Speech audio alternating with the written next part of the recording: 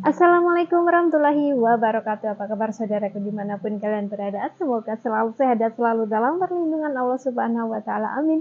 Jumpa lagi dengan aku di Singapura. Oke teman-teman, hari ini Singapura mendung ya, mendung.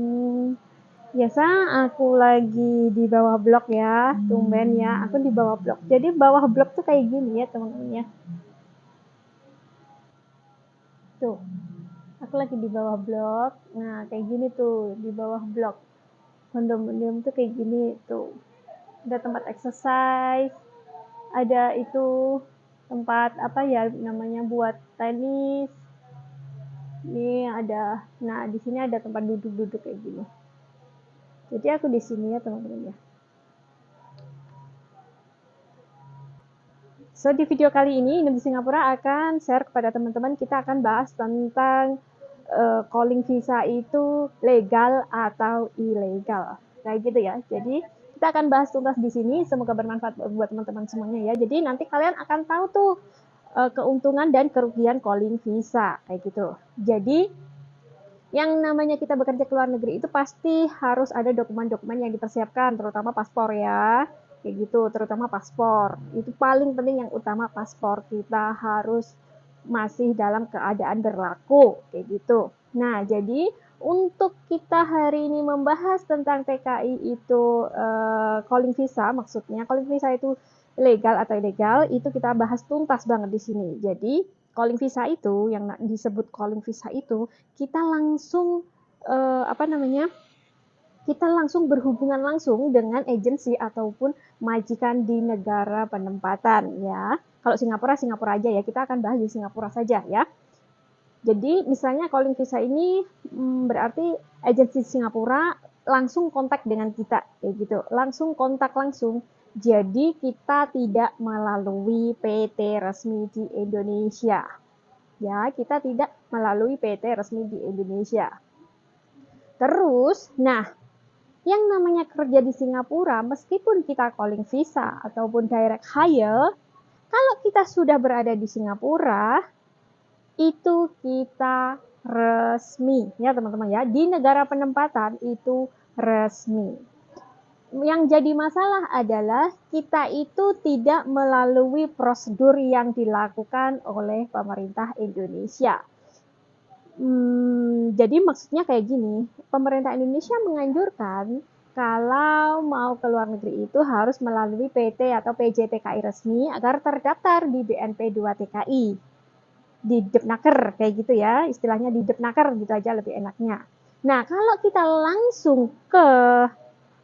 langsung kita sendiri dengan agensi di Singapura, itu kita tidak terdaftar gitu loh. Jadi biasanya yang calling visa itu lewatnya Batam Ferry Batam Center gitu ya teman-teman.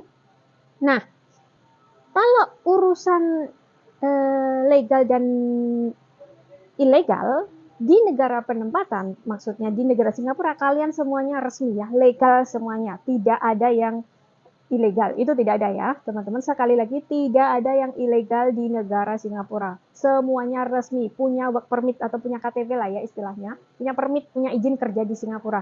Yang jadi masalah cuman kita tidak melalui prosedur yang diberikan pemerintah dari Indonesia. Nah, apa sih Kak keuntungan atau kerugian dari calling visa? Oke, kita akan bahas kerugiannya dulu ya. Kerugiannya kalau kita calling visa, amit-amit kalau terjadi sesuatu, kita akan biasanya pemerintah akan agak kesulitan mengurus kita kayak gitu ya. Tapi di negara Singapura kalian tetap diurus secara resmi, secara normal kayak gitu. Misalnya kayak kejadian Mbak Musripah ya kemarin itu yang dilansir dari Batam Post, dia itu mbaknya itu koma di Singapura beberapa minggu, dan mbaknya ini datang ke Singapura adalah non prosedural. Maksudnya tidak melalui PJTKI di Indonesia. Tetap resmi di negara Singapura. Dilayani seperti biasa. Maksudnya meskipun kita sakit atau apapun asuransi, semuanya ada di Singapura ya. Semuanya ada. Cuman kalau di Indonesia itu pemerintah bilangnya non prosedural. Tapi kan ya juga tetap diurus kayak itu. Cuman agak lama. Ini dari mana sih? Makanya kalau kita mempunyai KTP, Sekarang kan KTP itu lengkap elektronik ya, jadi lebih mudah ya, lebih mudah aja pemerintah mengurusnya. Jadi inilah kerugian dari calling visa atau non prosedural kerja ke Singapura. Pemerintah akan agak lama untuk mengatasi masalah kita kalau terjadi misalnya kejadian-kejadian yang tidak diinginkan. Kayak gitu ya, teman-teman. Itulah kerugiannya. Sejak se, se, se, se, Sejauh ini itu yang saya pahami ya. Yang cuman kita ya itu tadi apa namanya, tergantung nasib kita juga ya, siapa tahu jaga-jaga lah ya kayak gitu. Kalau kita non prosedural itu memang resiko ditanggung sendiri deh kayaknya kayak gitu. Pemerintah kayaknya tetap diurus cuman agak lama aja kayak gitu. Nah, itulah kerugiannya ya kalau kita non prosedural. Apa sih keuntungannya? Keuntungannya tetap semuanya itu ada plus dan minusnya ya teman-teman ya. Semuanya ada plus dan minusnya. Itu tergantung dari diri sendiri atau masing-masing pribadi ya teman-teman. Kalau keuntungannya, kalau calling visa itu potongan biasanya lebih cepat, sebulan 2 bulan kayak gitu ya kalau calling visa ya. Direct hire apalagi ya, ada yang nggak potongan direct hire kayak gitu. Terus itulah ya keuntungannya. Jadi misalnya kebanyakan kalau kita melalui PJTKI resmi dari pemerintah Indonesia itu potongan biasanya 6 bulan sampai 8 bulan kayak gitu. Nah, kalau kita direct hire atau calling visa potongan cuma 2 bulan. Bayangin 6 bulan sama 2 bulan. Kalian bisa apa namanya? Bisa menimbang sendiri ya kalau 6 bulan ini kalian resmi di Indonesia ya, juga resmi di negara Singapura. Kalau yang potongan 2 bulan calling visa ini tidak melalui PJTKI, jadi nama kita itu tidak terdaftar di Depnaker kayak gitu. Namun kita tetap resmi di negara Singapura. Kayak gitu aja sih teman-teman ya. Tinggal kalian ini menimbang aja deh, kalian ambil resiko tapi ya.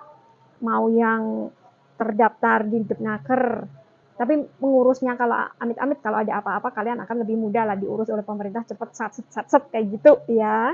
Nah, kalau non prosedural potongan cuman sedikit, lebih sedikit, tapi pemerintah akan lambat kayaknya tuh ngurus kalian karena ini nggak prosedural lah, apalah nanti banyak alasan lah, tahu sendiri kan di Indonesia kayak gitulah ya teman-teman. Jadi begitulah sekiranya penjelasan dari saya bahwa calling visa itu legal atau ilegal ya. Jadi intinya calling visa itu eh, tidak melalui prosedur di Indonesia, tapi tetap legal di Singapura, gitu ya. Cuman hanya tidak melalui prosedur yang diberikan pemerintah saja, begitu loh. Tetap resmi kalian di Singapura, semuanya itu resmi di Singapura, nggak ada yang ilegal ya teman-teman. Ya, jadi potongan kalau calling visa itu lebih pendek.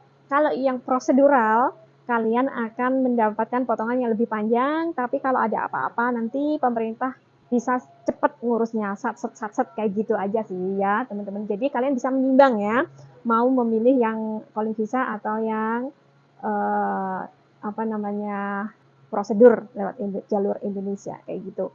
Jadi semoga informasi dari Inem ini itu bisa bermanfaat buat teman-teman semuanya yang masih bingung tentang calling visa itu legal atau ilegal. Semoga informasi ini bisa membantu teman-teman untuk memahaminya. So, jadi cukup sekian dan wassalamualaikum warahmatullahi wabarakatuh.